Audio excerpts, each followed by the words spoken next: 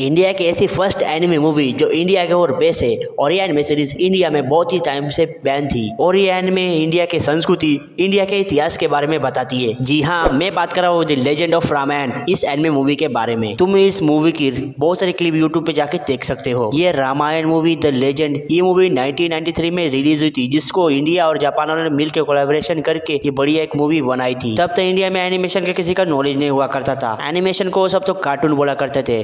जिस टाइम पे एनिमे का नाम भी उन्हें पता नहीं रहता था। एनिमे असल में होता क्या है वो भी उन सभी को पता नहीं रहता था। और उसी टाइम पे भगवान राम का एनिमेशन वाली एक मूवी आती है और लोगों को उस टाइम लग रहा था भगवान राम का कार्टून कैसे बन सकता है, क्योंकि उनको एनिमेशन का बिल्कुल भी ज्ञान नहीं था। लेकिन ये मूवी जब रिलीज होने को आई तब के टाइम में बाबरी मस्जिद जब तबाह हो गई थी और साथ में मुंबई में दंगे चल रहे थे, इसी वजह से इस मूवी को 3 साल के लिए बैन कर दिया था। क्योंकि उस समय की समस्या देखते हुए इस एनिमे मूवी को 3 साल के लिए बैन कर दिया। उसके साथ साथ 10 साल की तपस्या के बाद भी ये एनिमे मूवी कभी भी रिलीज नहीं हुई थिएटर में। ये मूवी इंडिया के धर्म, कल्चर और उसकी भाषाएं, संस्कृति सबके बारे में बताती है। और इसके एनिमेशन की क्या बात करो, इसका एनिमेशन बहुत ही ज्यादा बढ़िया है। पुरानी एनिमेशन है पर भाई देखने में गजब है। इस मूवी को मैंने हाल ही फिलहाल में नए डब के साथ देखा, पर मैंने सुना कि इसका पुराना डब भी था और मैंने वो पुरानी हिंदी डबिंग देखी नहीं है और ना ही कोई देख भी पाएगा, क्योंकि डबिंग आर्टिस्ट है वो बता रहे हैं कि जो उनकी मास्टर फाइल थी पुराने हिंदी डबिंग वाली, उसमें कोई ना कोई प्रॉब्लम आ गया है। इसी वजह से हम सबको पुरानी डबिंग देखने को नहीं मिल रही। इसलिए हाल ही फिलहाल में नई रामायण की मूवी को हिंदी डब किया गया है। लेकिन मुझे हिंदी डब में एक प्रॉब्लम देखने को मिली,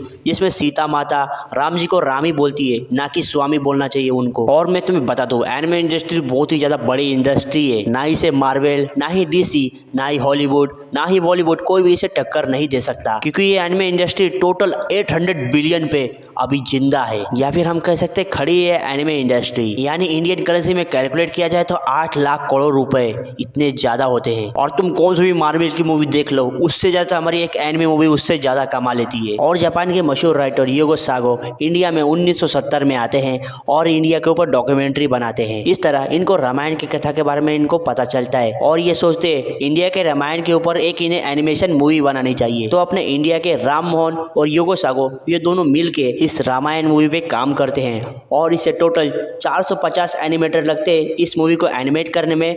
और टोटल इस एनिमे को एनिमेट करने में टोटल 10 साल का टाइम लगता है। लेकिन 10 साल की कड़ी मेहनत के बाद भी ये एनिमे मूवी कभी भी इंडिया में रिलीज ना हो सकी, क्योंकि उस टाइम में मुंबई में दंगे चल रहे थे और बाबरी मस्जिद गिर चुकी थी।